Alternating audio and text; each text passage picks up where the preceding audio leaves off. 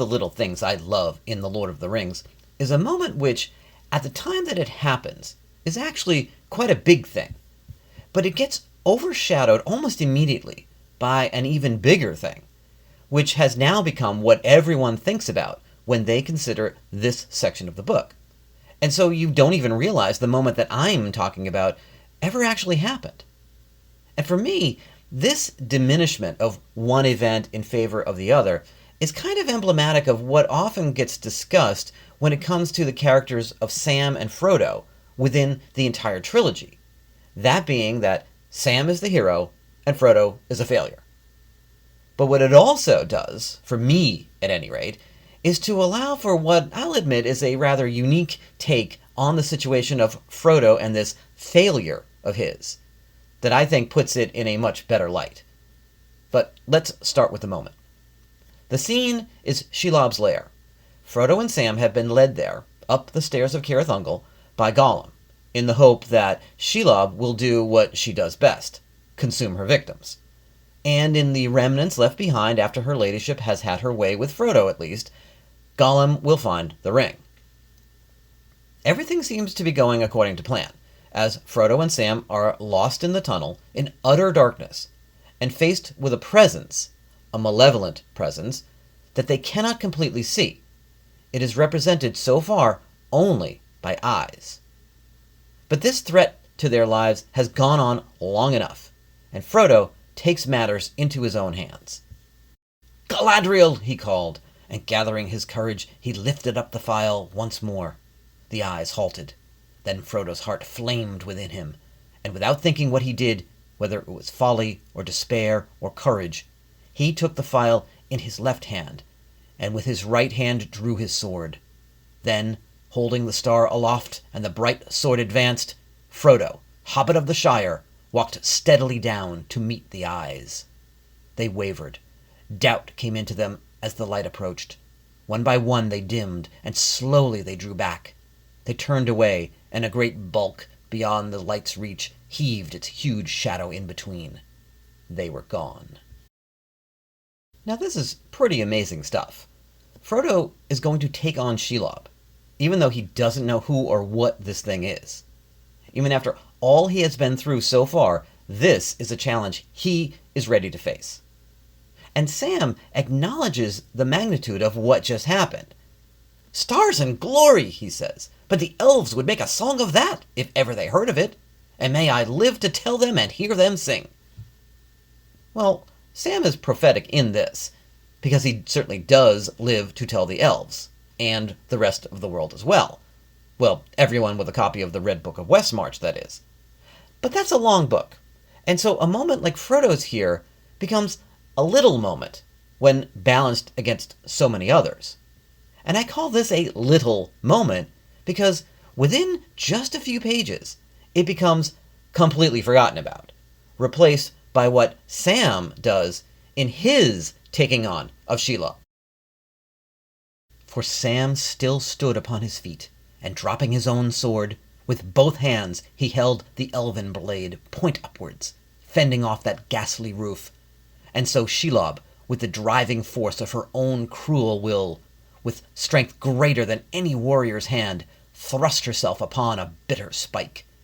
Deep, deep it pricked, as Sam was crushed slowly to the ground. No such anguish had Shelob ever known, or dreamed of knowing, in all her long world of wickedness. Not the doughtiest soldier of old Gondor, nor the most savage orc entrapped, had ever thus endured her, or set blade to her beloved flesh. A shudder went through her. His fight is indeed monumental, and I want to take nothing away from that. But again, it gets to that situation, that diminishment, with Sam as hero and Frodo as failure. And to be clear, I don't disagree with the former, and have nothing against the concept of Sam as hero. He certainly is. Tolkien tells us so, even if we didn't know it ourselves. In the famous letter 131, the Milton Waldman letter, where Tolkien explains the entire Lord of the Rings in the hope that Waldman will publish the book along with the Silmarillion, which his current publisher, Allen and Unwin, who have only been waiting 12 years for Tolkien to finish the Lord of the Rings, have said they will not do, that is, publish both books together. The letter is long, but Tolkien does get around to Sam. In discussing his moment with Shelob, Tolkien writes, Frodo, stricken down by the monstrous spider, guardian of the pass, lies as dead. Sam now begins his rise to supremely heroic stature. Then he really doubles down on that thought. I think the simple rustic love of Sam and Rosie, nowhere elaborated, is absolutely essential to the study of his, the chief hero's, character. Again, I have no quarrel with that sentiment. Sam is amazing, incredible, and unquestionably heroic. But Frodo has a part to play here too, his own heroic part. And yet, it's not emphasized because of his failure at the Crack of Doom, that inability of his to throw the ring into the fire. And in case you're doubtful of this assessment, we have Tolkien's own words on the subject too. Frodo indeed failed as a hero, as conceived by simple minds. He did not endure to the end. Frodo failed. And ever since I learned of this assessment, it's bothered me. It paints Frodo with an unfair brush, it seems. Doesn't he deserve some credit? Fortunately, and as amazing as it may seem, I have other interests besides Tolkien. And so, when it comes to the concept of failure, my mind goes to a quote from a perhaps unexpected someone. Unexpected, certainly, in any discussion of The Lord of the Rings, despite the fact that he kind of looks like a hobbit sometimes. Not here, but definitely here. Can you see it? The plumpness, the vest, the jolly demeanor? Well, I do anyway. And yes, this is Theodore Roosevelt that I'm talking about. 26th President of the United States, founder of the Boone and Crockett Club, charger up San Juan Hill, instigator of the Panama Canal, signer of the Pure Food and Drug Act, winner of the Nobel Peace Prize. In his time, Roosevelt wrote and said a good many things. And the quote of his that I'm thinking about is from a speech he made at the Sorbonne in Paris on April 23, 1910, called Citizenship in a Republic. It is not the critic who counts, he said, the man who points out how the strong man stumbles, or where the doer of deeds could have done them better. The credit belongs to the man who is actually in the arena, whose face is marred by dust and sweat and blood, who does actually strive to do the deeds, who spends himself in a worthy cause, who, at the best, knows in the end the triumph of high achievement, and who, at the worst, if he fails, at least fails while daring greatly, so that his place shall never be with those cold and timid souls who neither know victory nor defeat. And given my love for both TR and for JRRT, it's become almost a necessity for me to apply this to Frodo, and to look at this failure of his through a Rooseveltian lens, and see where it gets us. Alright, to begin, if you're going to fail at something, you need a something to fail at. QED. So, what is it? Well, it's revealed at the Council of Elrond by Elrond himself. Now at last we must take the hard road, a road unforeseen. There lies our hope, if hope it be, to walk into peril, to Mordor. We must send the ring to the fire. And then, after Bilbo brilliantly volunteers to do it, and is turned down, he asks, "But tell me, who do you mean by they?" "The messengers who are sent with the ring." "Exactly, and who are they to be?" No one answered. The noon bell rang. Still no one spoke. Frodo glanced at all the faces, but they were not turned to him. All the council sat with downcast eyes, as if in deep thought. A great dread fell on him. At last, with an effort, he spoke, and wondered to hear his own words, as if some other will was using his small voice. "I will take the ring," he said, "though I do not know the way." There we are. That's his task. He will take the ring, and by extension, he will send it to the fire. And so, many chapters later, we have this. There, on the brink of the chasm, at the very crack of doom, stood Frodo, black against the glare, tense, erect, but still as if he had been turned to stone. "Master!" cried Sam. Then Frodo stirred and spoke with a clear voice, indeed, with a voice clearer and more powerful than Sam had ever heard him use, and it rose above the throb and turmoil of Mount Doom, ringing in the roof and walls. "I have come," he said, "but I do not choose now to do what I came to do. I will not do this deed. The ring is mine." And suddenly, as he set it on his finger, he vanished from Sam's sight. Okay, so, way to go, Frodo. You had one job. Now, the argument could be made that Frodo never could have succeeded. Tolkien himself, in that letter to Milton Waldman, said, "So great was the ring's power of lust that anyone who used it became mastered by it. It was beyond the strength of any will, even Sauron's own, to injure it, cast it away, or neglect it." So, can someone be said to have failed when no one could have succeeded?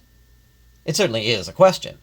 I mean, who among the great might have done as well? Elrond, Galadriel, Gandalf, they're all a little afraid of the ring and what it might do to them. And that's their feeling outside of Mordor, safe in the Elvish strongholds, or in Gandalf's case, the Shire, with the ring not in their possession. Faramir says he would not pick it up if it lay by the side of the road. But that's easy to say when you haven't carried it around for about 130 days at this point. And oh yeah, had it for 17 years on top of that. Do that, Faramir, or any of them, and see how well you do on Mount Doom. But Tolkien at least gives us an out to this idea of not being able to succeed. At least I think so. Because that paragraph in the letter doesn't end where I just ended it. It actually reads, "It was beyond the strength of any will, even Sauron's own, to injure it, cast it away, or neglect it. So he thought." So Sauron thought. His ring, therefore, is not quite what he thinks. After all, when it comes to neglecting it, Tom Bombadil could, or at least that was the feeling of Gandalf at the council. It certainly had no hold or power over Tom. As for injuring it or casting it away, though, well, it seems that Tolkien holds out the possibility. Perhaps the little hands of a hobbit could indeed do one of those things. After all, Gandalf says of hobbits, they really are amazing creatures, as I have said before. You can learn all that there is to know about their ways in a month, and yet, after 100 years, they can still surprise you at a pinch. I should say that one of the major themes of the trilogy is hobbits surprising people, especially those far above them in stature and strength. But let's stick to our topic. Bottom line, the potential is there. And for the sake of argument, let us say that the task could have been completed. Frodo could have succeeded. Alas, he does not. But does he truly fail? Well, let's return to the Roosevelt quote. We'll take it in piecemeal form to make it easier. The credit, he says, belongs to the man, or in this case the hobbit, who is actually in the arena. Now let's stop right there and look at the arena Frodo is in. Typically, an arena is an area where two combatants have at it. Frodo's arena is pretty vast, although much of it is not really a physical space so much as within himself. He is the true battlefield as the quest goes on, and his opponent is the ring. At first, its presence is mostly conveyed as a weight. Frodo seemed to be weary to the point of exhaustion. In fact, with every step towards the gates of Mordor, Frodo felt the ring on its chain about his neck grow more burdensome. He was now beginning to feel it as an actual weight dragging him earthwards. Sam confirms this when he takes on the ring.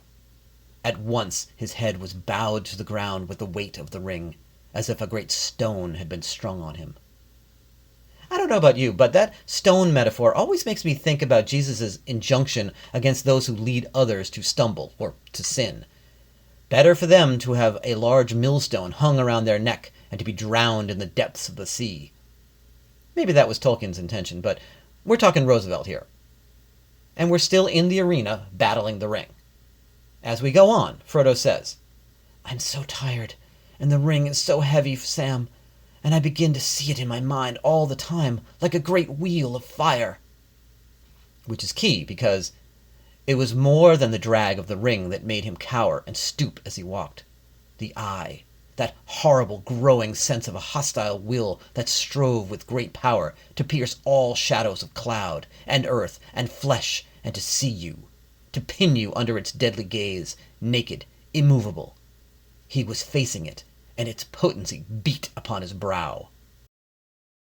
That's outside of Mordor. Inside, we get this. Nearer and nearer it drew, looming blacker, like the oncoming of a wall of night at the last end of the world.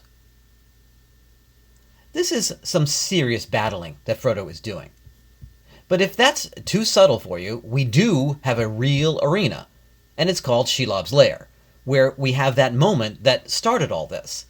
Frodo, Hobbit of the Shire, walked steadily down to meet the eyes.